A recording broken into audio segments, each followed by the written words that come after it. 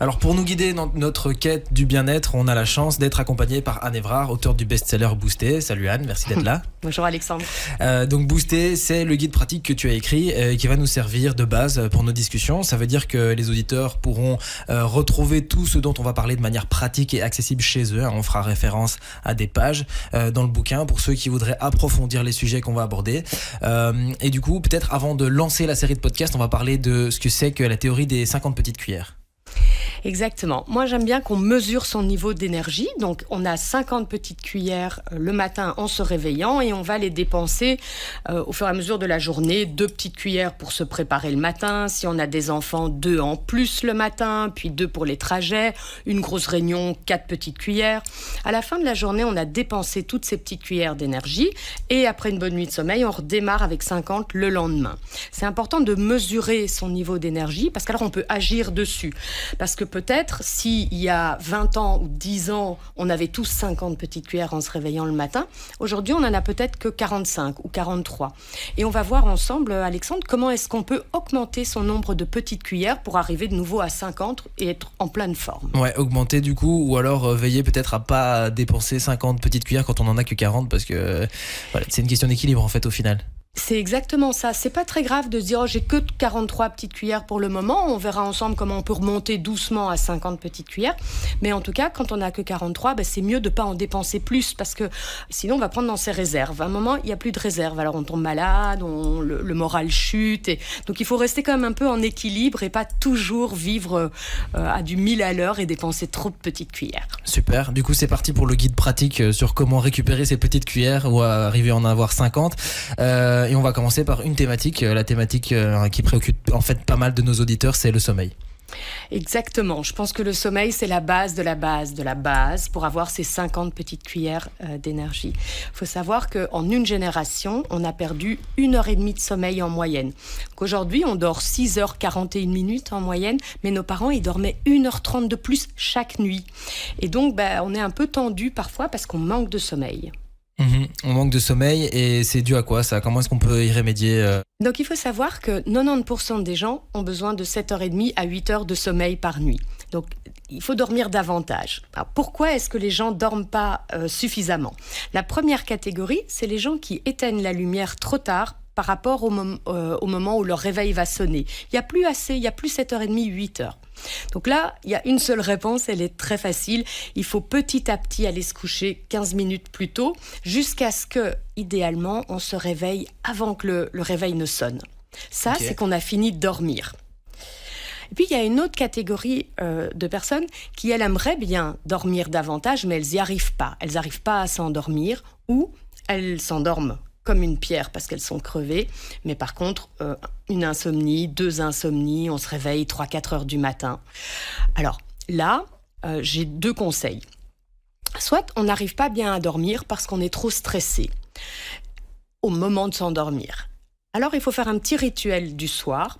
Par exemple, un rituel de respiration. Par exemple, la cohérence cardiaque. C'est super facile à faire.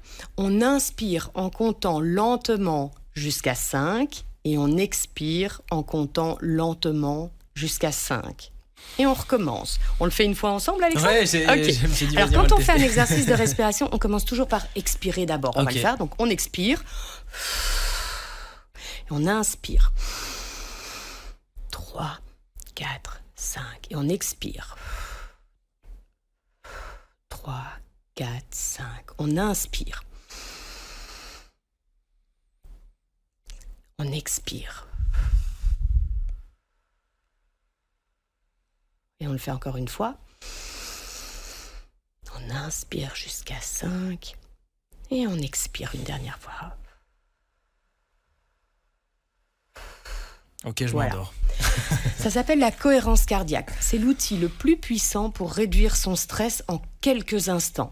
3 respirations, c'est 30 secondes. On dit qu'il faut le faire 2 à 3 minutes. Et ça réduit le rythme cardiaque et la tension artérielle. Et ça va nous détendre en vue de l'endormissement. Okay. Ça, c'est un petit truc très, très chouette pour les gens qui sont un peu stressés, qui ont trop de pensées. Là, ça rumine, ça va en boucle les pensées. C'est le cas de beaucoup de gens, je pense. Oui, on a beaucoup de choses en tête. Et donc, au moment de s'endormir, la tête, tête. Et voilà, c'est bien de l'aider par un petit rituel du soir à s'apaiser en vue de l'endormissement. Plutôt que d'être sur son smartphone, du coup, parce que c'est clair que c'est un réflexe que beaucoup de gens ont, s'endormir avec le smartphone, alors qu'en fait, c'est peut-être pas une bonne idée, non ? C'est pas une super idée. En effet, il y a tous les gens qui aimeraient bien dormir, ils sont pas si stressés que ça, mais en réalité, ils manquent d'hormones du sommeil. On appelle ça la mélatonine.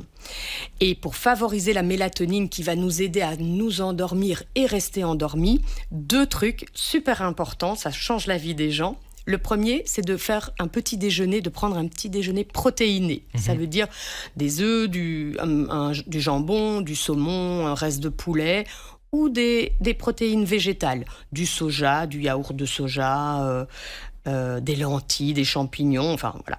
Dans Boosté, vous aurez plein de trucs et astuces de petits déjeuners protéinés. Si on mange ça, pendant la journée, le corps va produire la mélatonine en vue de l'utiliser, l'hormone du sommeil, pour la nuit. Et elle va être produite pendant 15 heures, du petit déjeuner au coucher, et elle va être stockée dans le cerveau, cette mélatonine. Ok. Au moment d'éteindre la lumière, la mélatonine doit se diffuser dans le corps. Et là, Alexandre, c'est le GSM qui peut en effet avoir un effet délétère, parce que si dans l'heure et demie, avant d'aller se coucher, on a regardé des écrans avec de la lumière bleue, proche de la rétine, eh bien, il y a jusqu'à 22% de la mélatonine qui est bien là, elle est présente, mais elle n'est pas diffusée dans le corps. D'accord. Donc, si on a du mal à s'endormir et à rester endormi, c'est super important. 2 trucs, petit déjeuner protéiné, pas d'écran 1h30 avant d'aller se coucher. Ouais, si j'ai bien compris, derrière cette histoire, le corps ou le cerveau pense qu'en fait, il fait jour, alors qu'en fait, c'est pas le cas, c'est ça ? C'est exactement ça. Et donc, la lumière bleue donne cette sensation de jour. Elle est très proche de la rétine pour tous les écrans, le smartphone, la tablette, le laptop et les liseuses. Par contre, la télévision pose aucun problème. C'est beaucoup plus éloigné de la rétine, de l'œil. Et donc, il ne faut pas donner cette impression de jour juste avant de se coucher, parce que sinon, le cerveau, au moment où on éteint la lumière, il n'est pas tout à fait sûr. Et il y a jusqu'à 22% qui restent dans les neurones du cerveau, mais qui ne vont pas dans le corps. Ouais, donc... Et du coup, les auditeurs qui regardent la télé le soir, Netflix, qui s'endorment devant une série, c'est OK, et c'est normal du coup qu'ils s'endorment.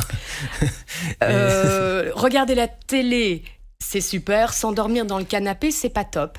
Pourquoi ? Parce que vous allez peut-être rallumer la lumière avant d'aller vous coucher, vous brosser les dents, etc. Et quand on allume la lumière alors qu'on a déjà dormi et que le processus de mélatonine est diffusé, pendant 3 heures, la mélatonine s'arrête d'être diffusée dans le corps. Okay. Donc non, on se brosse les dents avant, et quand on sent qu'on va s'endormir, la bonne pratique, c'est d'aller dans son lit. Ok, merci beaucoup pour ces conseils. Est-ce qu'il y a quelque chose d'autre que tu voudrais rajouter par rapport au sommeil qui pourrait aider nos auditeurs ?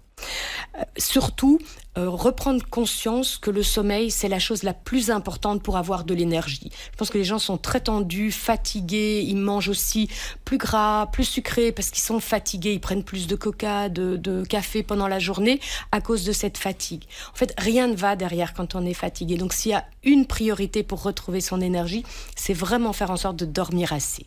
Ok, merci beaucoup. Merci Alexandre.